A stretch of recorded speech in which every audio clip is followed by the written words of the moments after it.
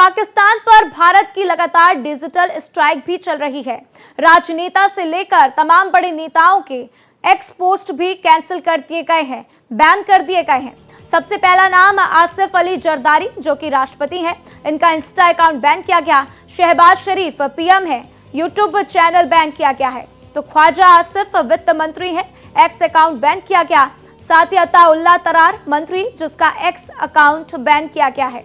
तो मरियम नवाज पंजाब प्रांत की मुख्यमंत्री हैं, इनका भी इंस्टा अकाउंट बैन किया गया। बिलावल भुट्टो पूर्व मंत्री हैं, इनका भी इंस्टा अकाउंट बैन किया गया है। तो भारत लगातार डिजिटल स्ट्राइक करती हुई राजनेताओं के बाद चलिए हम आपको उन क्रिकेटर्स की भी लिस्ट बता देते हैं, उनके भी नाम बता देते हैं जिनके सोशल मीडिया अकाउंट्स बैन किए गए हैं। तो इसमें सबसे पहले शाहिद अफरीदी का नाम शामिल है, जो कि पूर्व क्रिकेटर, इनका इंस्टा अकाउंट बैन किया गया है। Babar Azam, Insta account ban किया गया। तो हारिस रऊफ क्रिकेटर है, इंस्टा अकाउंट बैन किया गया है। मोहम्मद रिजवान, ये भी क्रिकेटर है, इंस्टा अकाउंट बैन किया गया। साथ ही साथ शाहीन अफरीदी, इनका भी इंस्टा अकाउंट बैन किया गया। साथ ही इमाम उल हक, जिनका इंस्टा अकाउंट बैन किया गया है। और चलिए इसके बाद अब हम आपको उन सेलिब्रिटीज के नाम भी बता देते हैं जिनके तमाम सोशल मीडिया हैंडल्स बैन किए गए हैं। तो इसमें कई पाकिस्तानी सेलिब्रिटीज हैं, एक्टर्स हैं, जिनके अकाउंट बैन किए गए हैं। तो हमने आपको राजनेता की लिस्ट बता दी, क्रिकेटर्स की लिस्ट बता दी, और अब सेलिब्रिटी की भी लिस्ट बताएंगे, जिसमें आपको बताएंगे वो नाम जिनके सोशल मीडिया अकाउंट बैन किए गए हैं। तो देखिए, इसमें आतिफ असलम सिंगर हैं, इंस्टा अकाउंट उनका बैन किया गया है। हानिया आमिर एक्ट्रेस हैं, इनका भी इंस्टा अकाउंट बैन किया गया है। तो माहिरा खान का पहले ही इंस्टा अकाउंट बैन कर दिया गया था। भारत ने पहले सर्जिकल स्ट्राइक की, इसके बाद एयर स्ट्राइक की, इसके बाद भारत की तरफ से वाटर स्ट्राइक की गई, और अब डिजिटल स्ट्राइक भी चल रही है, क्योंकि लगातार तमाम सेलिब्रिटीज, राजनेता, क्रिकेटर्स के अकाउंट बैन किए जा रहे हैं। और इसी बीच एनआईए ने भी अपनी जांच तेज कर दी है। एनआईए पूरी कोशिश में जुटी हुई है कि एक एक सबूत इकट्ठा किया जाए, एक एक उस आतंकवादी के बारे में पहचान की जाए, पता लगाया जाए जो इस पहलगाम हमले में शामिल है। तो भारत का इस बार एक ही रुख है कि जड़ से आतंकवाद को मिटाना है, और इसीलिए भारत अपना समय लेता हुआ और अब की भारत जड़ से आतंकवाद को उखाड़ के फेंकेगा, ये खुद प्रधानमंत्री नरेंद्र मोदी ने अपने बयान में कहा है। तो चुन चुनकर आतंकवादियों को मार गिराना है, और इसीलिए अब वो तमाम पर्यटक स्थलों को भी खाली करा दिया गया है। कई जगहों पर जाने से रोक लगाई गई है, ताकि आम लोगों को दिक्कत ना हो, सैलानियों को दिक्कत ना हो। तो आप ये बैसरन घाटी की भी तस्वीर देख रहे हैं, जिस जगह पर ये हमला हुआ था। 22 अप्रैल का वो दिन जब बैसरन घाटी पर आतंकवादियों ने 26 सैलानियों को मौत के घाट उतार दिया, और उसके बाद से ही भारत और पाकिस्तान के बीच में तनाव बने हुए हैं, क्योंकि सभी कोई जानता है कि आतंकवादियों को फंडिंग पाकिस्तान करता है। और ऐसे में अब भारत की तरफ से कड़े एक्शंस, तमाम बैठकें हुई हैं, एक के बाद एक महत्वपूर्ण बैठक हुई, जिसमें महत्वपूर्ण फैसले भी लिए गए। और अब सिर्फ और सिर्फ देशवासियों को उस घड़ी का इंतजार है जब भारत पाकिस्तान के ऊपर हमला बोलेगा। और इसी बीच मेरे सहयोगी विकास मेरे साथ बने हुए हैं। विकास, एनआईए ने अपनी जांच तेज कर दी है, 2 ओवरग्राउंड वर्कर्स से पूछताछ भी की जा रही है, इसको लेकर क्या कुछ जानकारी? देखिए, जो 2 ओवरग्राउंड वर्कर हैं, नासिर और मुश्ताक, जो है उनसे लगातार पूछताछ की जा रही है, क्योंकि ये वो ओवरग्राउंड वर्कर हैं। जब भाटा दोड़िया तोता गली में जब हमारे सुरक्षा बलों को निशाना बनाया गया था, उस समय आतंकवादियों को लॉजिस्टिक सपोर्ट और रसद, रास्ते की नॉलेज गाइड करना, ये सब इन्हीं ओवरग्राउंड वर्कर्स ने दी थी, हेल्प करी थी। तो उसके बाद से ये दोनों रडार में थे, और अब जब पहलगाम में जो ये हमला हुआ, इसके बाद ऐसे कयास लगाए जा रहे हैं कि उनमें कुछ आतंकवादी वो शामिल थे जो उस समय तोता गली वाले जो जिसमें हमारे सुरक्षा बलों को शहीद किया गया था, उस घटना में भी शामिल थे। तो कहीं ना कहीं इनका आपस में लिंक लग रहा है। ऐसे में उन दोनों ओवरग्राउंड वर्कर से पूछताछ की जा रही है, ये जानने के लिए कि क्या उनको जो सपोर्ट किया गया था उसमें कौन कौन से लोग शामिल थे, किस तरह से उनको रूट्स बताया गया था, उनके बारे में क्या क्या नॉलेज उनको है। क्योंकि देखिए, कहीं ना कहीं इनके तार आपस में जुड़े हुए हैं। ये आतंकवादी घटनाएं जो हैं, इसमें जो आतंकवादी हैं वो 1 से 2 जो है, जो घटनाओं में शामिल थे, तो इसलिए इन ओवरग्राउंड वर्कर्स से और गहरी पूछताछ करनी बहुत जरूरी है। क्योंकि देखिए जो पहलगाम जहां पर ये मैसेज हुआ है, वहां से जो अगर हम 20-25 किलोमीटर पीछे चले तो किश्तवाड़ के पहाड़ लगते हैं, तो कहीं ना किश्तवाड़,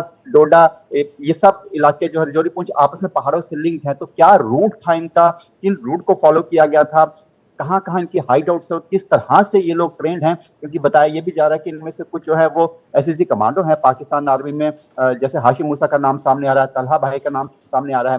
तो कहीं ना कहीं इन लोगों के बारे में ज्यादा जानकारी के लिए जो है इन ओवरग्राउंड वर्कर से पूछताछ की जा रही है और कई लोगों को, संदिग्धों को हिरासत में भी लिया गया और आने वाले दिनों में कई और लोगों को हिरासत में लिया जा सकता है, क्योंकि पूछताछ का दायरा आहिस्ता आहिस्ता बढ़ रहा है और कहीं ना कहीं जो लूप होल्स थे उनको जोड़ा जा रहा है। और कहीं ना कहीं अब जो है जो ये एनआईए की तफ्तीश है बहुत आगे बढ़ चुकी है और बहुत जल्द इस पे कई बहुत बड़े खुलासे भी होंगे।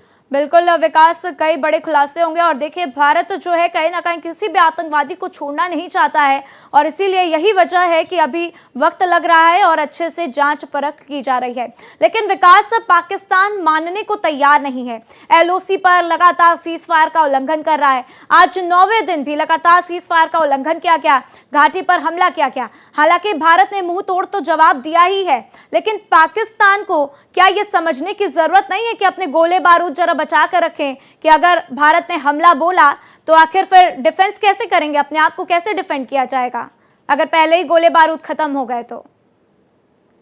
देखिए राधा, अगर पाकिस्तान को इतनी अक्ल होती, पाकिस्तान को इतनी समझ होती तो आज इनको दिन ना देखना पड़ता। आतंकवाद को उन्होंने जब फंडिंग करनी शुरू की, आतंकवाद को अपने यहाँ पे पनपने दिया, तो उसी दिन से पाकिस्तान का जो था बुरा वक्त शुरू हो चुका था और वो आहिस्ता आहिस्ता इस चरम सीमा पर पहुंच चुका कि अब पाकिस्तान का खात्मा जो है वो सामने सामने दिख रहा है। हालांकि अगर हम सैन्य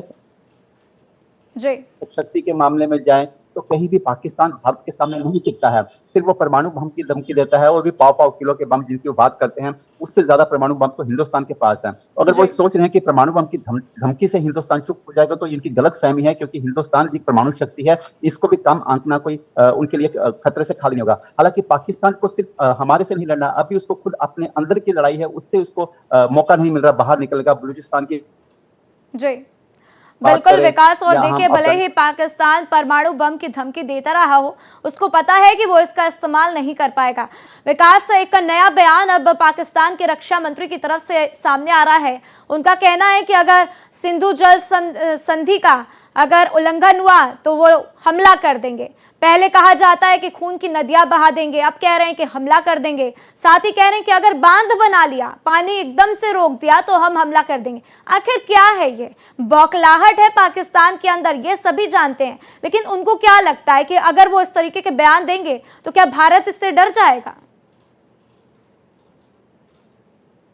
देखिए राधा, ये कथनी और करनी में बहुत फर्क है पाकिस्तान के। जहां पे आप बता रहे हैं कि उनके मिनिस्टर इस तरह से बातें करें, वहीं पे अभी भी सामने खबर आई है कि भारत के हमले के डर की वजह से पाकिस्तान ने एलओसी के पास जो उनके लॉन्चिंग पैड थे वो वहां से आतंकवादियों को हटा दिया है। मेन 3 लॉन्चिंग पैड जिनका जिक्र हो रहा है वो हो रहा है पीओके में स्थित जो कठुआ के पास है, समहनी जो नौशहरा के पास है, और सुकमा जो हीरानगर से सटा हुआ है। यहाँ पे 22 अप्रैल से पहले लश्कर तैयबा और जैश ए मोहम्मद के 10 से 12 आतंकवादी यहाँ घुसपैठ के लिए तैयार बैठे थे, जिनकी मदद पाकिस्तानी रेंजर्स करने की कोशिश में थे और सेना करने की कोशिश में थे। लेकिन अब भारत के सर्जिकल स्ट्राइक के हमले के डर से उनको वहां से शिफ्ट कर दिया गया है। वो जो लॉन्चिंग पैड थे वो बंद कर दिए गए हैं। तो कहीं ना कहीं वो सिर्फ एक सोशल मीडिया में आके सिर्फ अपने लोगों को पूरी दुनिया बताने के लिए कि हम डर नहीं रहे, ऐसी हरकतें कर रहे हैं, लेकिन सच्चाई में वो डर चुके हैं, वो घबरा चुके हैं। और ये बौखलाहट है, क्योंकि देखिए जो वो कह रहे हैं और जो हो रहा है उसमें जमीन आसमान का फर्क है।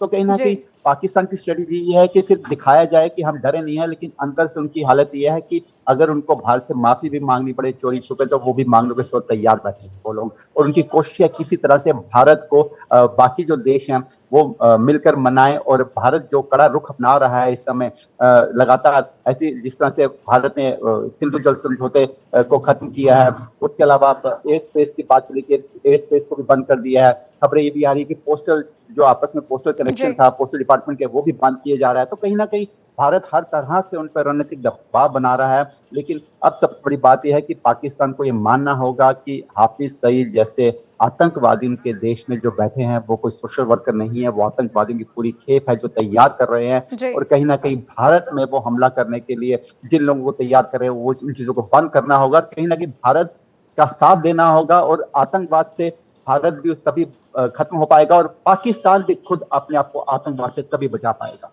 बिल्कुल। और देखिए, बहुत ज़रूरी है कि आतंकवाद को जड़ से मिटाना, और यही वजह है कि अमेरिका जैसे देश, साथ ही साथ अन्य देश भारत के साथ खड़े हैं और इस बार सुर में सुर मिलाते हुए नजर आ रहे हैं।